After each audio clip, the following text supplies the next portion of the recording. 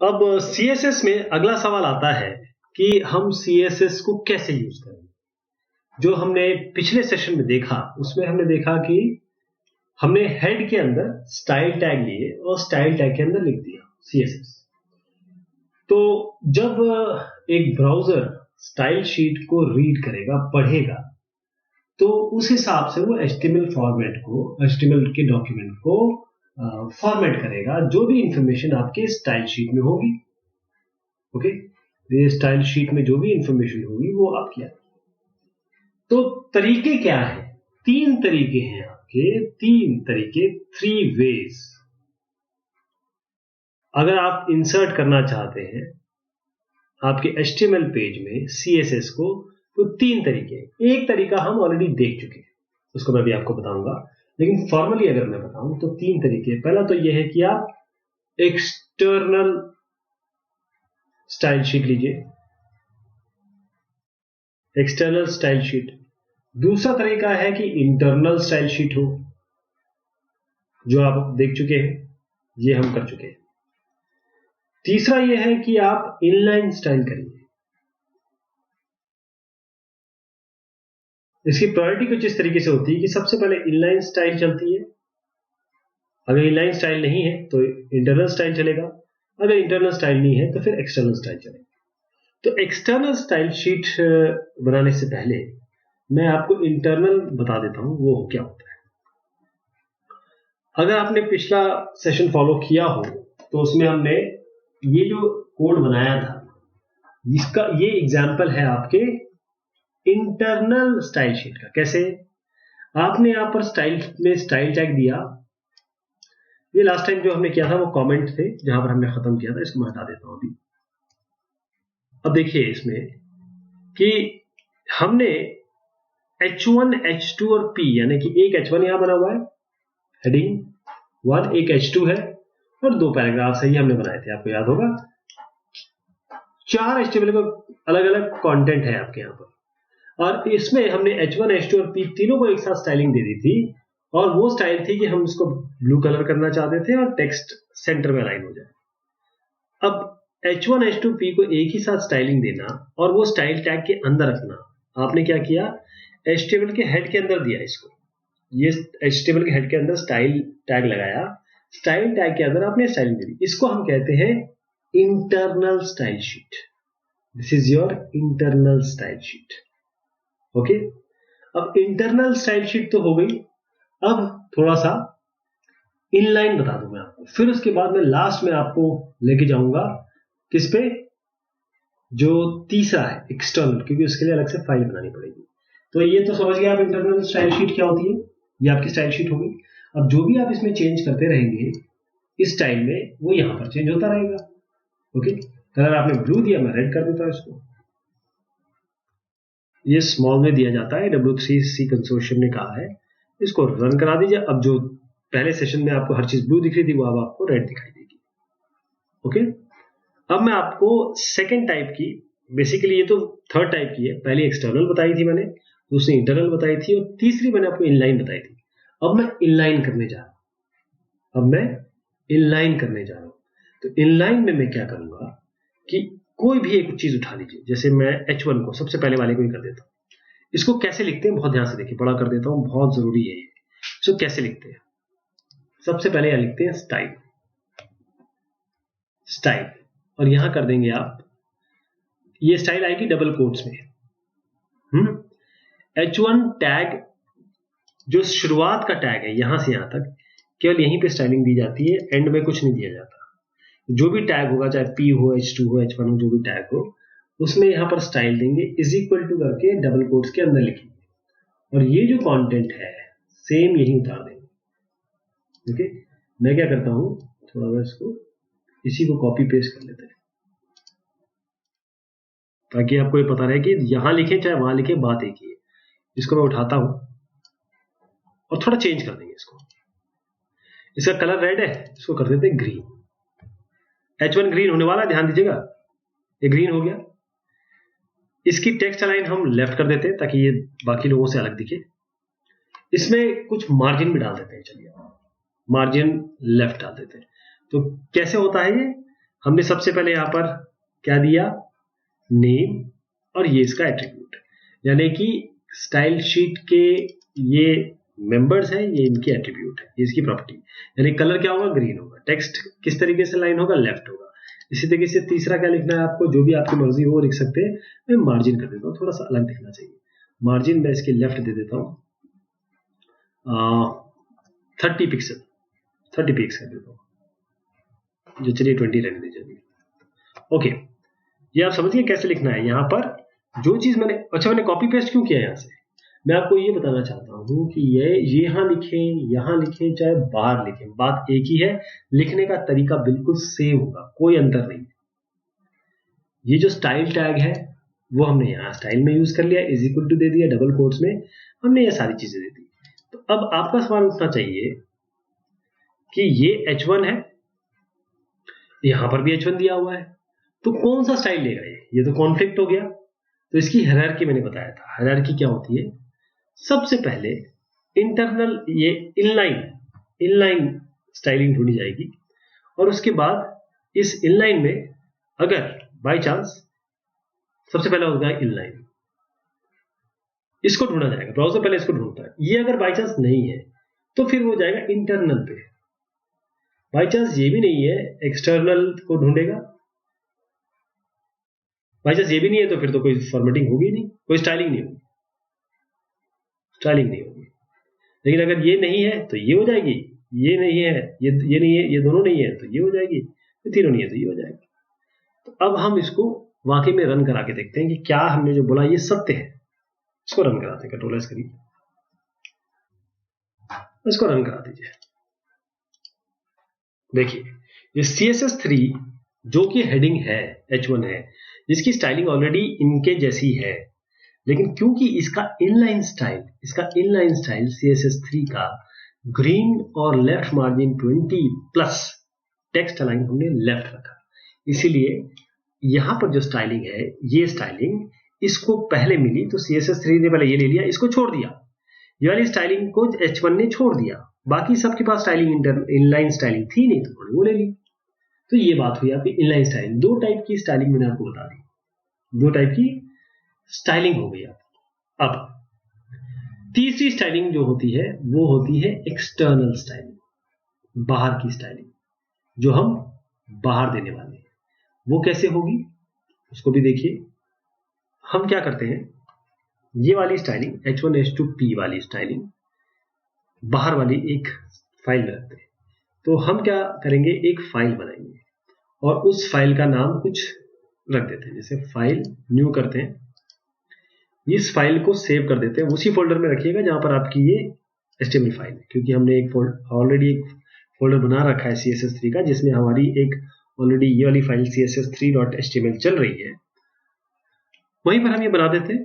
इसका नाम रख देते हैं माई स्टाइल।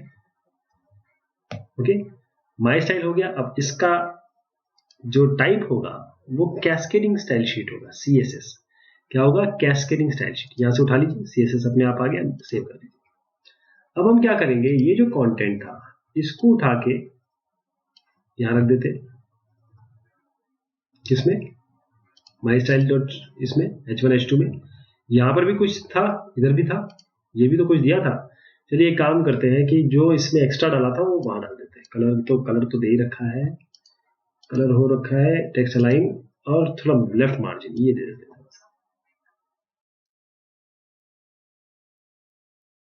ओके, सेमीकोलन से बंद होता है, ये हो गया। अब हम यहां से सारी स्टाइलिंग हटा देते हैं। अब हमारे इसमें स्टाइलिंग नाम का शब्द ही नहीं रहेगा, हम इसको हटा देते हैं पूरा, नो स्टाइल एट ऑल। अब H1H2P में कोई स्टाइलिंग नहीं है, कोई भी स्टाइलिंग नहीं है, और हमने एक स्टाइल बना लिया है H1H2 में, ये स्टाइलिंग आनी चाहिए H1H2 और P में। तो फिर इसका रेफरेंस कैसे देंगे, इसको लिंक कैसे करेंगे, ये अलग फाइल हो गई, ये अलग फाइल हो गई, इसको लिंक कैसे करेंगे। मैंने आपसे कहा था स्टाइल नाम का कोई भी शब्द नहीं होगा, तो मैं इसको कंट्रोल X करके बाहर पर रख देता हूँ। HTML में कमेंट कैसे देते हैं, एंगल ब्रैकेट एक्सक्लेमेशन मार्क दो डैश, इसमें डाल देता हूँ, ताकि मैं इसको क्या इसलिए यूज कर रहा हूँ कि बाकी टाइप ना करना पड़े, बाद में यूज करें, तो इसको आप भूल जाइए। 16वें लाइन के बाद कुछ भी नहीं है, ये याद रखिएगा। अब हमारा सवाल ये है कि हमने इसमें स्टाइल नाम का कोई शब्द नहीं रखा, मुझे इसकी स्टाइलिंग लेनी है। मैंने एक बाहर एक फाइल बनाई mystyle.css, उसका एक्सटेंशन है css रखा, और अब ये स्टाइलिंग में चाहता हूँ कि css HTML में आए, तो मुझे हेड में जाके इसको लिंक कराना पड़ेगा। कैसे देखिएगा, एंगल ब्रैकेट में हम लिखेंगे लिंक, क्या लिखेंगे, लिंक। फिर हम देखेंगे rel, कौन सा टाइप है, हम बोलेंगे इसे कि ये हमारी स्टाइल शीट है। क्या है, स्टाइल शीट, स्टाइल शीट, ये भी हो गया। उसके बाद आप बोलेंगे टाइप बताइए, तो टाइप क्या है, आपने देखा टेक्स्ट में लिखा था हमने, तो टाइप हमने कहा टेक्स्ट ऑब्लिक CSS है, ये कैस्केडिंग स्टाइल शीट है, टेक्स्ट ऑब्लिक CSS कर दिया आपने। और अब इसका रेफरेंस देना पड़ेगा क्योंकि लिंक है, href दे दीजिए इसको, क्या नाम देंगे आप, mystyle.css, जो अभी आपने बनाई, एंगल ब्रैकेट बंद कर दीजिए, ये आपने बनाई ना mystyle.css, इसका नाम रखेंगे आप। Ctrl+S जरूर कर दीजिएगा, सबको सेव करते रहिएगा वरना कोई इफेक्ट आएगा नहीं। यहां पर लिखेंगे mystyle.css, तो ये एक्सटर्नल हो गई। हमने इनलाइन देख लिया, हमने इंटरनल देख लिया, अब हम क्या देख रहे हैं, एक्सटर्नल देख रहे हैं। तो अब ये दोनों लिंक हो गए। अच्छा, लिंक में mystyle.css में जरूरी ये है कि आप देखिए, अगर मैं आपको ले जा पाऊं, जो फोल्डर हमने बनाया है CSS3 का, उसी के अंदर मेरी ये वो फाइल भी है, क्या नाम है अपना, HTML फाइल भी है, और उसी में मेरी ये mystyle.css भी है। तो मैं ये जो फाइल है अगर कहीं भी रखी हो तो मैं इसको पहले इसके अंदर लाने की कोशिश करूंगा, यहाँ पर css.html, ठीक। तो अब मेरे पास एक फोल्डर है जिसके अंदर ये css.html भी है, ये देखिए css.html भी है, और मेरे पास mystyle.css भी है। तो मैंने इसको खोलने का तरीका ये होता है, राइट क्लिक करिए, एडिट विद नोटपैड प्लस कर दीजिएगा। तो अब ये स्टाइलिंग इसको मिल जाएगी, चला के देखते हैं। ओके, चलाना क्या है, CSS नहीं चलेगी, CSS एग्जीक्यूटिव नहीं होती है, HTML होती है, ब्राउजर HTML को समझता है। तो Ctrl+S कर दीजिए फिर से दोबारा दोनों को। अब इसको चलाते हैं। तो रन कराने से पहले मैं आपको बता दूं कि कलर रेड होने वाला है, सब सेंटर में दिखेंगे, और लेफ्ट से मार्जिन इनकी 20 पिक्सल होगी सबकी, चाहे H1 हो चाहे H2 हो चाहे कुछ भी हो। तो ये इसको रन करा देते हैं। रन कराने का तरीका है, आप यहाँ रन पे जाइए और लॉन्च इन क्रोम या जो भी आपका वेब ब्राउजर उसमें चला देंगे। आप देखिए स्टाइलिंग आ गई। स्टाइलिंग आपने अंदर कंटेंट में नहीं लिखी, लेकिन फिर भी आपने ये जो अंदर का कंटेंट चेंज किया वो बाहर के कंटेंट से किया, बाहर के स्टाइल से किया। ओके, अब ये जो स्टाइलिंग है ये पूरे बॉडी के लिए दी जा सकती है, तो थोड़ा सा एक्सटर्नल पे ही किया जाए। यहाँ पर मैं एक काम करता हूँ, मैं पूरी बॉडी को कुछ कर देता हूँ।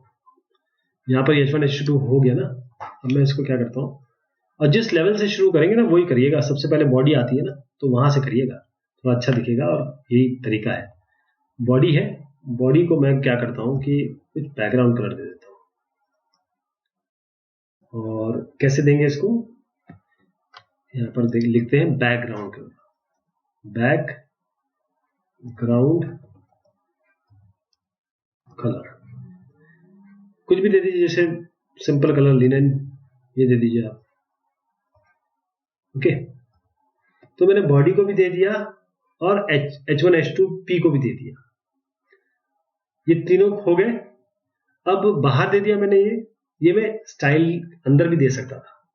मैं Ctrl+S करता हूं और अब इसको CSS को रन करा दूं। देखिए बाहर चेंज करूंगा, एक ही जगह चेंज किया जाएगा और चेंज हो जाएगा। ये आपका मरून कलर आ गया। आपकी वेबसाइट किस तरीके से चेंज हो रही है आप इस पर ध्यान दें, कितने आसानी से आप चीजें चेंज कर रहे हैं। तो एक्सटर्नल स्टाइल शीट किसी भी टेक्स्ट एडिटर में आप लिख सकते हैं, और इसको आप CSS एक्सटेंशन से करते हैं। ये ध्यान दीजिएगा कि जो स्पेस है, जो प्रॉपर्टी वैल्यू है और यूनिट, उसके बीच में स्पेस नहीं देना है। इसका मतलब ये है कि अगर आप ये 20px जो दे रहे हैं ना, इसको ऐसे देंगे तो ये गलत हो जाएगा। ये स्पेस नहीं देना है, ये स्पेस मान्य नहीं है। केवल 20 पिक्स ऐसे देंगे। ऐसे आपने इंटरनल स्टाइल शीट देख ली थी, वो हमने दिखा दिया। उसके बाद आपने इनलाइन दे दिया, इनलाइन। अब आपका सवाल ये है कि मैं तो मल्टीपल स्टाइल शीट यूज करना चाहता हूं।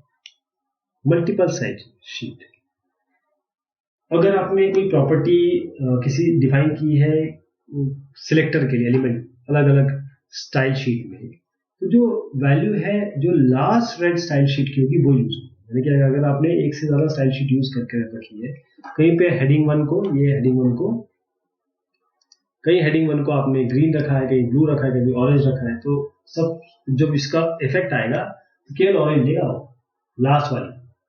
ओके, तो इस तरीके से अब हम इसको थोड़ा सा और करके दिखाते हैं।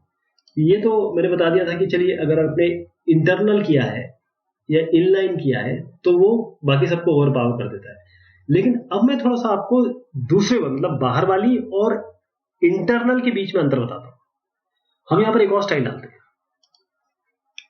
और स्टाइल कैसे डालते हैं, स्टाइल टैग के अंदर डालते हैं, इसीलिए मैंने इसको सेव किया था। कंट्रोल सी, यहां पर स्टाइल।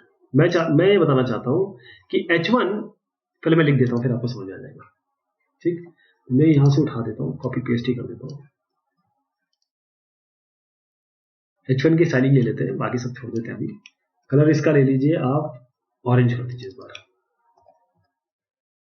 ऑरेंज। मैं आपको ये बताना चाह रहा हूं कि जब ये चलेगा, अब आप फिर से कॉन्फ्लिक्ट हो गया ना कि H1 यहां पर है और H1 यहां है, और H1 आपने एक्सटर्नल स्टाइल शीट में भी दे दिया, तो कैसे काम चलेगा? कौन सी ये स्टाइलिंग लेने वाला है? तो कहां से चलता है? सबसे पहले इनलाइन लेता, अगर यहां पर कोई इनलाइन होता तो ही पहले ये लेता, उसके बाद ये जाएगा इंटरनल पे, उसके बाद कहीं जाएगा एक्सटर्नल पे। अब H1 को हमने इंटरनल स्टाइलिंग दे दी है, इसे कर देते हैं 50px, अंदर दिखाई देगा आपको, इसे कर देते हैं लेफ्ट। अब ये कौन सी लेने वाला है? H1 जो है अब ऑरेंज हो जाएगा, लेफ्ट में आ जाएगा, 50px इसकी हो जाएगी, जबकि H1 की ऑलरेडी mystyle.css में चीजें दी हुई है। मैं आपको ये बताना चाहता हूं कि ये किस तरीके से ऑर्डरिंग है इसकी। राइट, चलिए इसको करते हैं रन, रिफ्रेश करा दीजिए। ये देखिए CSS3 कहां चला गया? ये तो ऑरेंज हो गया, क्योंकि बैकग्राउंड वो है इसलिए क्लियर नहीं दिख पा रहा होगा आपको। ये रेड है और ये ऑरेंज है, लेफ्ट में भी चला गया और 50px भी इसको मिल गया। लेकिन अब मेरा आपसे एक सवाल है कि अगर इसको मैं कुछ ऐसा कर दूं, क्योंकि ये तो दोनों हेड के अंदर लिखे जाते हैं, स्टाइल भी इसके साथ लिख दिया हमने, लिंक भी इसके साथ लिख दिया, अगर मैं इसको बाद में लिखूं तब कैसा? मैं स्टाइल में पहले H1 दे रहा हूं, उसके बाद में ये लिंक यहां स्थापित कर रहा हूं। ये पहले मैंने दी थी, अब मैं यहां दे रहा हूं, तो आप देखिएगा क्या अंतर होगा।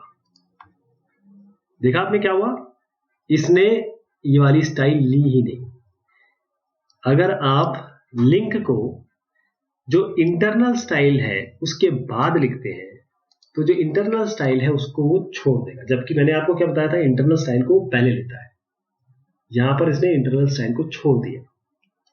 अगर आप इसको पहले लिखते तभी जो मैंने आपको बताया वो लागू रहेगा।